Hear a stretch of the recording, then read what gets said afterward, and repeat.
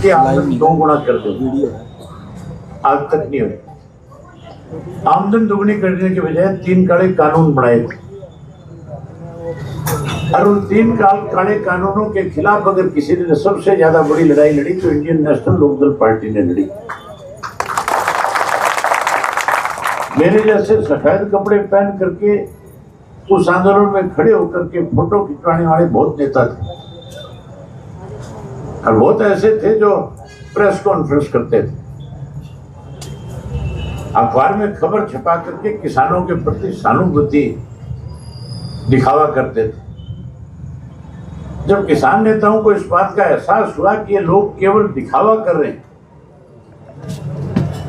तब उन्होंने एक अपनी तरफ से प्रस्ताव पास कर लिया।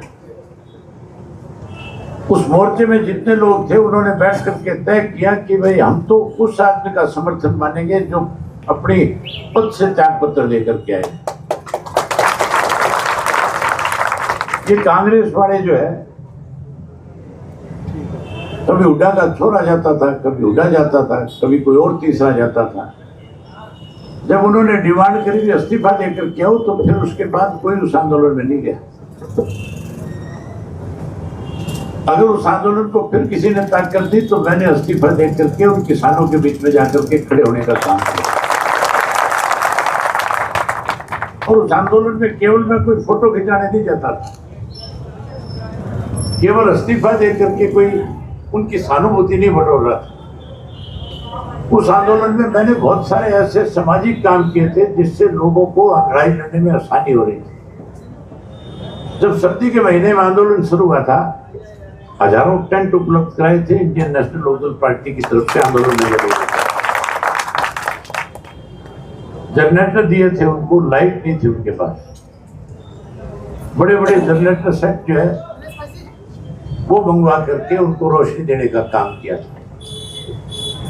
जैसे मौसम बदलता था, सर्दी के बाद जब गर्मी शुरू हुई तो हजारों मच्छरदानी दी उन लोगों को ताकि वो बीमारी से बच के, मच्छरों से बच के। पंखे दिए, कूलर दिए, वाटर कूलर दिए, और फिर 2 हॉस्पिटल भी बना करके दिए, 40-40 बेड के, जहां लोगों का इलाज हुआ। ये सारे काम किए। और उसके बाद जब बाई इलेक्शन हुआ था, आप लोग तो गवाह हो इस बात के, ये जो कांग्रेसी मेरे खिलाफ प्रचार करते हैं, बोले वैसे बीजेपी के साथ चला जाएगा। ये कांग्रेसी मेरे खिलाफ वोट मांग रहे थे कि नहीं मांग रहे थे? ये बीजेपी के साथ मिले हुए थे कि नहीं मिले हुए? हुड्डा के लिए वोट, हुड्डा जब वोट मांगने आया था जमालगांव में, तो अपने भाषण में कह रहा था कि भाई वैसे तो मेरी क्या पार्टी कांग्रेस है, मैं अपने कांग्रेस के उम्मीदवार के लिए वोट मांगने आया। फिर ये भी कह रहा था कि कांडा मेरा मित्र है, उसका भाई चुनाव लड़ रहा है, उसका ध्यान रखियो। क्या क्या था नहीं क्या क्या था? ये जो भट्टा मेरे सामने चुनाव लड़ रहे हैं, इसके कान में फुंसी होगी थी नहीं होगी? और फुंसी का इलाज सरसा में डॉक्टरों से नहीं कराया, चंडीगढ़ गया था। चंडीगढ़ में डॉक्टर के पास जिस पे इलाज कराने गया होगा, उस डॉक्टर को यही समझ में नहीं आया बोल क्या रहा है।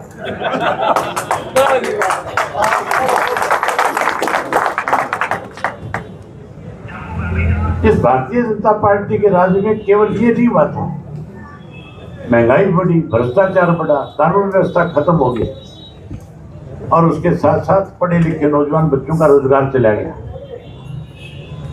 नशा बढ़ गया, अपराध बढ़ गया। नशा बढ़ गया कि नहीं बढ़ गया? इस नशे के खिलाफ, इसके खिलाफ कोई मुहिम किसी ने चलाई तो केवल और केवल मैंने चलाई। मैंने विधानसभा में सरकार को घेरने का काम किया। लड़ाई लड़ी कि नहीं लड़ी? अब तुम राज बढ़ाओ, रातों रात नशा खत्म करा दूंगा। हरियाणा नशा मुक्त हो गया।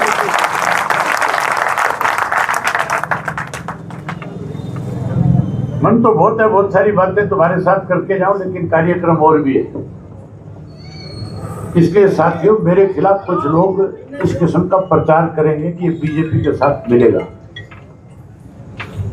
अगर मुझे बीजेपी के साथ जाना होता तो 2013 में चौटाला साहब को 10 साल की कैद हुई थी, षड्यंत्र के तहत कांग्रेस वालों ने कराई थी कि नहीं कराई थी? और उनकी कैद के बाद 2014 में मोदी की सरकार बन गई। मेरे मोदी से सीधे रिश्ते थे और रिश्ते इसलिए थे कि चौटाला साहब जब मुख्यमंत्री से 2000 से 2005 तो पगड़ी लोगों ने दी है, जो सम्मान सूचक पगड़ी हमें लोगों की तरफ से मिली थी, हम किसी के दरबार में जाकर के उसको किसी के पैरों में नहीं रखे। 10 साल कैद काट लेंगे लेकिन लोगों को अपमानित नहीं होने देंगे। 10 साल कैद काट ली कि नहीं काट ली। अब इन कांग्रेसियों को भूपेंद्र सिंह हुड्डा ने एक बात सिखा रखी है। हुड्डा को इस बात का पता है अच्छी तरह से कि राजवाड़ी जुत्ती अगर अभय सिंह के पैर में फंस गई तो जो 10 साल में तने कुकर्म किए हैं, जो 10 साल गलत काम किए, उनकी इंक्वायरी कराएगा ये।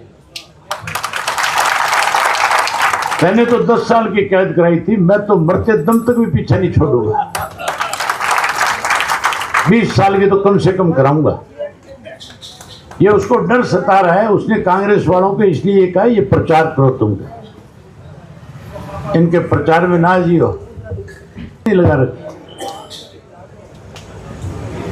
चिंता ना करो, ऐनक के सामने का बटन दबा दो, ये घर भी खाली करा दूंगा इसे। मेरे रहते हुए ये मान के चलो किसी भी आदमी को गुंडागर्दी करने में छूट नहीं मिल सकती। आपके सामने वायदा करके जाता हूं, पहले 20 साल तुम्हारे बीच में एमएलए के रूप में रहा हूं। कभी एक आदमी बता दो मेरी वजह से किसी का कोई नुकसान हुआ है? क्यों भाई बताओ, किसी का नुकसान हुआ है? बोल के बताओ तो मुझे हुआ कि नहीं हुआ। किसी का कोई नुकसान नहीं हुआ,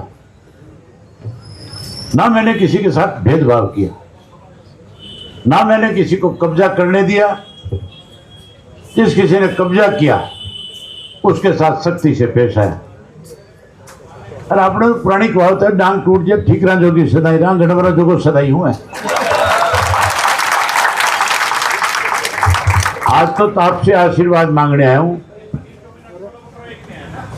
जो मेरे सामने चुनाव लड़ने वाला है उसको तो वोट मांगना भी नहीं आता,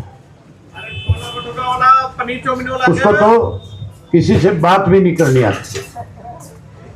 अगर गलती से पालिका बाजार में किसी की दुकान में बढ़ गया तो कुछ ना कुछ उठा के ले जाएगा, छोड़ेगा नहीं। ऐसे लोगों को समय रहते बाहर का रास्ता दिखा दोगे बाहर का रास्ता। बस तो मेरी हाजिरी मानियो, तुम्हारी जिम्मेवारी है इस चुनाव में अपना अपना वार्ड जीतना, अपना अपना बूथ जीतना। मुझे आप पे भरोसा है कि आप अपना वार्ड और बूथ जीतने का काम करोगे।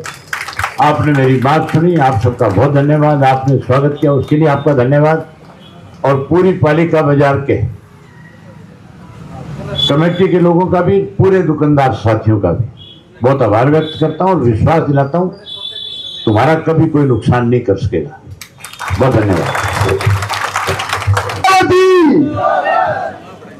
धन्यवाद आप सबका।